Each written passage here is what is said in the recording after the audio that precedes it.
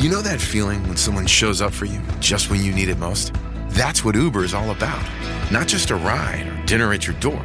It's how Uber helps you show up for the moments that matter. Because showing up can turn a tough day around or make a good one even better. Whatever it is, big or small, Uber is on the way. So you can be on yours. Uber, on our way.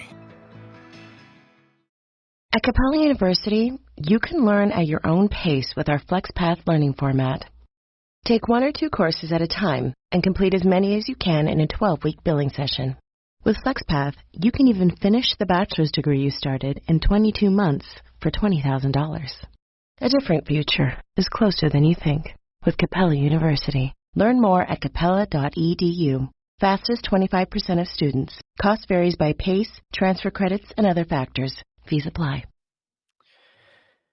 Good afternoon, guys, and welcome to the podcast. I've got a fantastic guest for the female entrepreneurs out there in the audience listening or watching, Kaylea Van Arsdale. And she is an entrepreneur, and she inspires women to build their dream businesses and lives.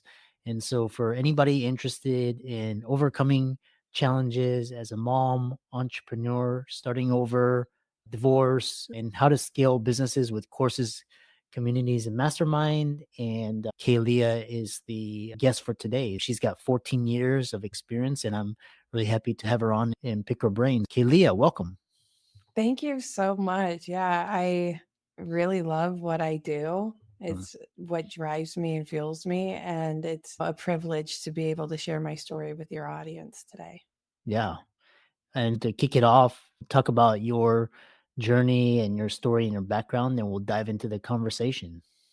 Yeah, so I have a really hard story in that I did not have a great start. I came from a lot of abuse, and it really shaped the mindset I had and what I went after in my early adulthood. And eventually there's just this snap that was like, I deserve more and I need to do better and think of myself more worthy. And I got out of a really tough situation, really focused on what I wanted in life, and just went from there and built my life, rebuilt it from the ground up. And now I have a 6-figure business. I run the operations for multiple 7-figure businesses. And I'm like constantly pushing to help other people get out of the lives that they don't want and actually build that successful life and business. Yeah. Really interesting. And diving in, we'll talk about is a lot of female entrepreneurs in the audience. They struggled a lot. And what are the mindsets for breaking free and starting over and going from a low vibrational state to a higher vibrational state?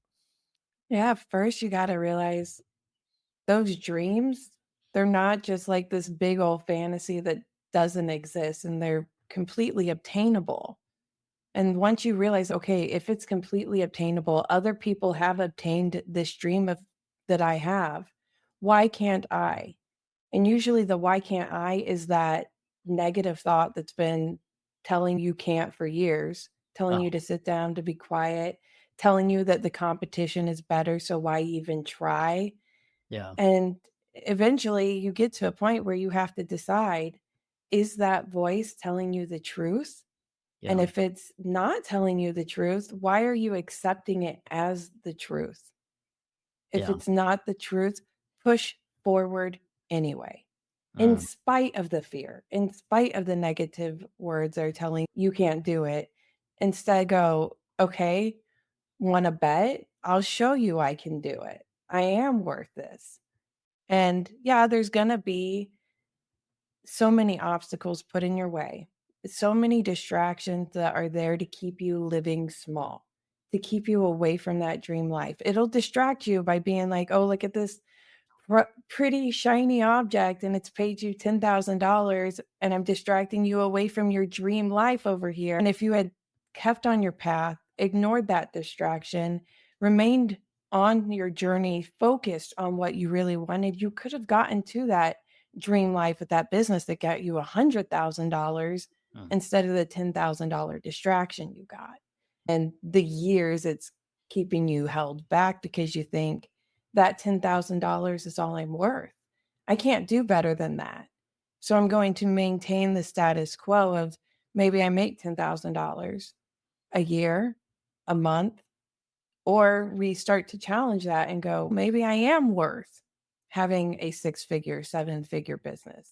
Maybe I am worth having a relationship that is thriving and healthy. And then actually focusing and moving toward that instead of the shiny objects. Interesting. And a follow-up question I have for you is, how do you, like the individuals in the audience listening, and they are a lot of them are like doctors, lawyers, women entrepreneurs, and they struggle with guilt, shame, setting boundaries, imposter syndrome. And so how did you navigate setting boundaries after years of not having them? That was the first thing that I did. Actually realizing, okay, what do I want? Who is that person that already has that? And what do I need? Who do I need to become to be that person that already has what I want? I know I'm going to have to make changes because the me right now isn't at that level. So once I started to realize, okay, I need to make changes to myself, it included that person doesn't allow people to speak negatively to her in her relationships. Yeah. That person doesn't condone being yelled at.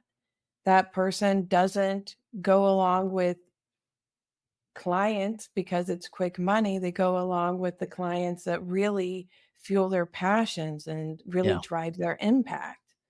And in order to do that, I needed those boundaries that I didn't have them. So I started to set, I'm like, okay, I will not accept this and this in my life. And then communicate that to everybody around me and make it really clear. Like all of my romantic dates after I left my abusive ex, it was very clear. This is what I'm wanting out of life and out of a relationship. Can you get on board with that? If not, okay, that's fine. Not everyone's a perfect fit. Not every client is a perfect client for your business. Not every romantic person is, it's fine. And to understand that if they don't fit that, you don't give way and settle. We don't get distracted by the shiny, oh, they've got these qualities over here. We remain focused. And by remaining focused, we're able to find what actually checks all of the boxes. Yeah. Yeah. Really interesting. And how do you deal with the initial, because when you're setting boundaries and pre-boundary, you invite a lot of negativity, could be situation, experience, circumstance, could be people. And then once you set these boundaries, those people they disappear, and then basically you're left to fill that. And so that initial period of is that void. How do you navigate that void initially before the good stuff starts to come back to you? Yeah, seek the good stuff because it's abundant and it's all around you. It really is. There are so many different places. You can go on Facebook groups if you don't have a support network within your own personal life or your family structure. For me, I had my mother that I could rely on, and we really were able to get me out of that negative space and into a space of abundance and where I could build my dream life. But if I hadn't have had her, I still would have sought out support, just people who understand what I'm going through. And I do the same in business today. In every level, you need to surround yourself with people who are at the level above you. Yeah. And occupy that space. Take up that space at that seat of the table with the geniuses that you surrounded yourself around, the positive people, and really soak it up and spread it around. It's like this give and take. But you can seek out these positive, supportive mentor people at every stage in your journey. By accepting that, you're really encouraging yourself to continue to grow. Whereas if we accept the negative people and we keep those in our lives, we're not leaving open that space for us to bring in the positive people. Yeah. And don't wait on that. I wouldn't say they're just going to show up at your door like, hey, I'm the person here to fill that space. You're going to have to go out and find it, but you can find it. Yeah. And so a follow-up question I have for you is, because you started over, and talk about what is the best way if people are listening to this and they want to scale businesses with courses, communities, and masterminds, how would they do that? Yeah, so I love courses. Education has been in my soul since I was 6 years old, writing on my bedroom walls as my chalkboard, much to my mother's Ugh, disgust. yeah. But I come from it from an educational standpoint. So when we build courses, we always want to focus on what problem are we solving, for who are we solving it, Mhm, and then the actual outcome. What are they going to get out of it? mhm, Once we figure out like what they should come out of this with, what kind of knowledge or skills they should have leaving the course, then we build the course around actually testing that. How can we test that they have these skills that I've promised them? mhm, Okay, now I know how I'm going to test it. I need to create materials that support them being able to get to the level where they can pass that test. mhm, And that's where we start creating the little lessons, the courses, the handouts. And a big component of this is actually understanding that there are so many different learning styles. There's multiple learning intelligences and actually hitting those, going for the mhm. visual component, the videos. Yeah. Maybe have the audio component where they can just download the audio side of your lesson. Having handouts and transcripts so people who are more just focused on learning through words can do it that way. Having Mhm, hands-on activities for the kinesthetic learners as well. And just making sure that we're as accessible as possible, adding captions, making it super easy to navigate so people don't feel frustrated by trying to figure out the technology behind trying to access your course.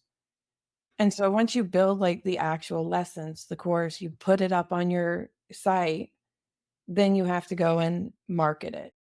This episode is brought to you by Greenlight. Get this. Adults with financial literacy skills have 82% more wealth than those who don't. From swimming lessons to piano classes, us parents invest in so many things to enrich our kids' lives. But are we investing in their future financial success? With Greenlight, you can teach your kids financial literacy skills like earning, saving, and investing. And this investment costs less than that after-school treat. Start prioritizing their financial education and future today with a risk-free trial at greenlight.com/Spotify. Greenlight.com/Spotify. This episode is brought to you by Indeed. When your computer breaks, you don't wait for it to magically start working again. You fix the problem. So why wait to hire the people your company desperately needs? Use Indeed's sponsored jobs to hire top talent fast. And even better, you only pay for results. There's no need to wait. Speed up your hiring with a $75 sponsored job credit at Indeed.com/podcast. Terms and conditions apply. mhm. Interesting. Yeah. And what about how about you want to take a course and then how about creating and scaling a community? Yeah. So once you've created the course, you can use this course in multiple ways. You could just use it as a freebie maggot. Hey, come on, get on my list and I will send you emails. You can use it as components to your coaching program. So if you do one-on-one coaching, you could say, hey, a lot of physicians do peak performance coaching. So Mm, you could talk to your executive clients and say, hey, as part of our coaching agreement, you get access to this course. You've already built it. It's no trouble for you. And usually it's something that you can create that saves you time, saves you frustration, gives your client clarity. And what you can do with that is you can also do it in a community where, hey, get into my community. As being a part of the community, you get access to this course. And you can have that course access while you're a part of the community, or you can set it where they only have access for a specific amount of days. So it really encourages them to get in there, mm, do the work, because otherwise they may sit there and let it just sit. They're not going to go through it because they don't feel that push to go through it. Where I found great success with our clients in only giving them like 60-day access to the course and the recordings as well, so that they have to get in there. You have to apply it because we want to see the outcome and the result from you as well. mm. Interesting. And with community, what is your number one tip or trick for creating a lot of vibrant, healthy community? Yeah. So consistency and value. You just want to consistently provide value. And that can be in multiple forms. It really is up to you in your time and your bandwidth as well. And you can scale it. So you can start it small and then build it up. But being consistent where, hey, guys, once a month, we're going to do a live training that you get free access to. So it's a smaller free community. Or you can do a paid community where they may get that month training, but they also get weekly trainings as well, or weekly live office hours, Q&As with you. Find ways to engage them. And with that, you can do different posts that show, hey, what's your life like? People love to tell you what's going on in their lives. And so that builds a sense of camaraderie because their peers might start to see, oh, this person really loves horses. And I do too. And it means nothing towards the whole course thing, but it does towards the community building because they start to feel like, oh, we're connected. We have similar interests. And that is really powerful. Finding ways to reward. So positive reinforcement is huge with us. Like we want to find ways to encourage growth and encourage participation. So we do a bunch of different contests where they can earn different things, including money, free courses and credits to the classes as well, and merchandise also, so that they're going out wearing our shirts and our hats and essentially promoting, and they feel proud. They feel like, oh man, I'm a part of this community. And that spreads that kind of marketing without you really having to do anything extra because they're doing it for you. And if you want to take it a step up, find a way to do in-person events. So with a lot of my clients, we do quarterly in-person events for their community. So it's not too much for them. Just every quarter we get together, we talk about how the quarter went and our plans for the next one. We're really focused on growth and building that community. So we throw in fun like helicopter rides and VIP dinners and networking events. Like really try to create something that people are really proud to be a part of. Interesting. And so what is for people that have a Facebook group or these types of communities? What are some daily practices that they can do to foster? Is it posting a thought, or is it an article, or just what are some techniques for fostering community engagement? Yeah, so post the articles for sure, because we have those different kind of learners, right? So we want to make sure that we recognize that beyond our course development, but in our marketing and in the value we provide. Some people really like the articles. Some people would prefer you get on a video and say, hey, this is what's going on in this article, and here's the article. So you doubled it up. You've given them the article and the video, right? Sometimes you can take a video like the monthly live that you do in your group community. You take that, you cut it up into little snippets, and then throw that out onto social media and be like, look at what we talked about in our community today. And it's free. Go ahead and join if you want to. But try to provide as much value as you can. I go 5-to-1 on our value to sale. So 5 valuable posts to one post that like really pushes some kind of sale or joining our group or whatever call to action we want to put forth. But you really want to show that you care about them. And a huge way to do that, and I know a lot of people are really uncomfortable with it, is go live on Facebook every day. We've had clients that did it every day for a year, and now they're just super comfortable getting behind the camera. I find the more that I do it, the more comfortable I get. And the more comfortable you are, the more you draw in people because they go, oh, she's not freaking out, so I shouldn't be freaking out either. Yeah. Interesting. And a question from the audience is with, for example, you have, when you mentioned these lives, what is I'm seeing, there's, the audience is seeing, for example, there's a Telegram and there is WhatsApp. And then I know that Instagram now you have these kind of group messages, and also in the Facebook community, you can also have group chats. So which one is better to use? Is it like these kind of list serve chats, or is it like a Facebook community? What is optimum? It really depends on where your people are at, your ideal avatar, your audience. Where are they actually gathering? If it is Facebook, then yeah, a Facebook group could be usable. Except the cons of the Facebook group is that there are so many different distractions within Facebook. You have notifications popping up. You have all these navigation bars saying, hey, you can go click here and get into this group right now instead of your group. And so it can be harder to get them to actually focus in on your group when it is Facebook. But Facebook is a good outlet to get people like aware of you. And then you can like pull them in a little bit deeper. And that's what you want to do. You want to get their email because you don't own Facebook. You don't own Instagram. You don't own any of that. You don't own their contact information from it. And at any moment, they can just be like, we decided to close shop.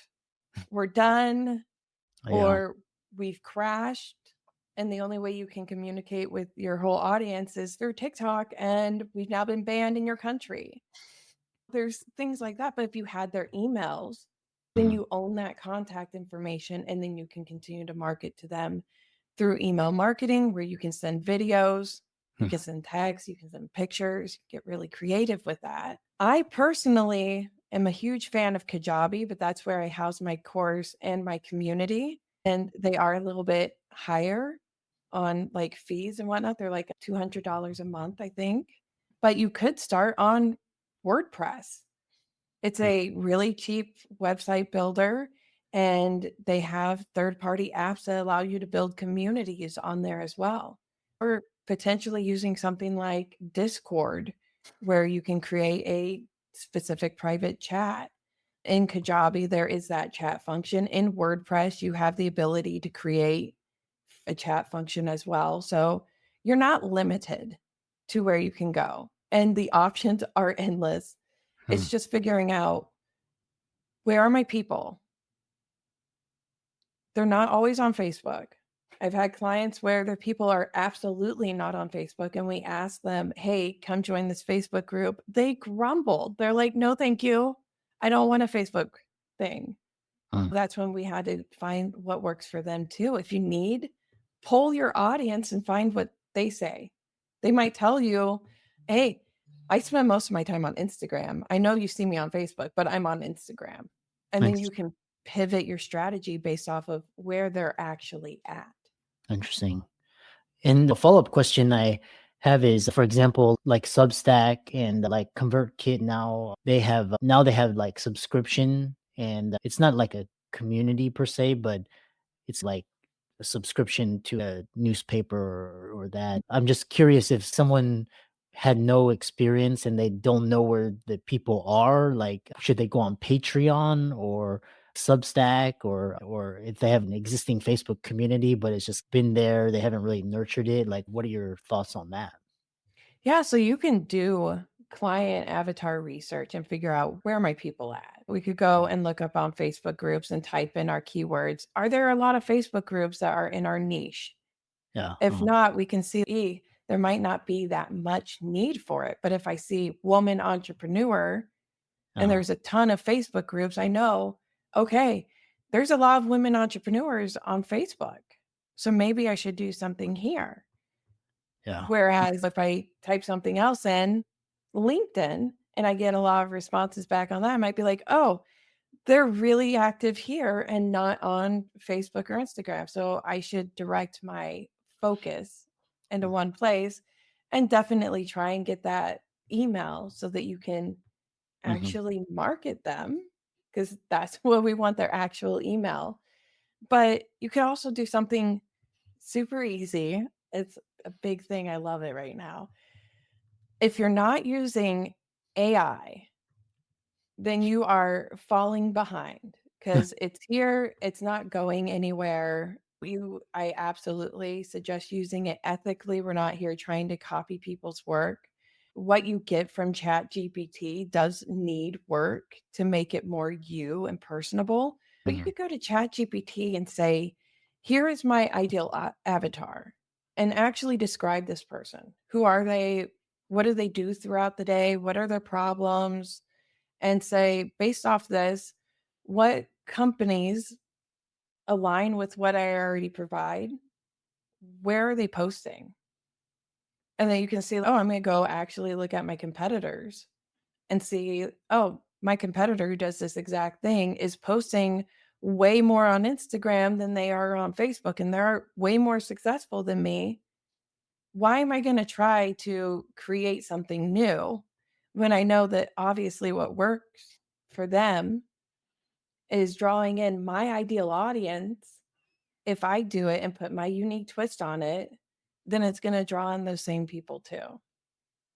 So look at where your people are at, where your competitors are at, what they're doing, what they're posting. Start to actually analyze, hey, this post that they did performed really well. And it didn't take, it was like a 5-second video. I can do that. And then create it and put it out there. Yeah. Fascinating. I wish we had more time, and because you have a lot. I was going to ask you like how you got your skills and if there was one thing you could tell the audience. But to finish it out, how can people contact you, and if they wanted to learn more from you, especially given your experience, how could they do that? Yeah, so you can contact me at managedbymagic.com. You can get a free call, and there's tons of resources there, including how to create a course, how to create a quiz.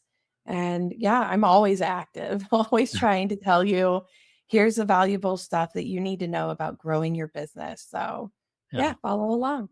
Excellent. Thanks so much, and keep up the great work and very inspiring journey. Thank you.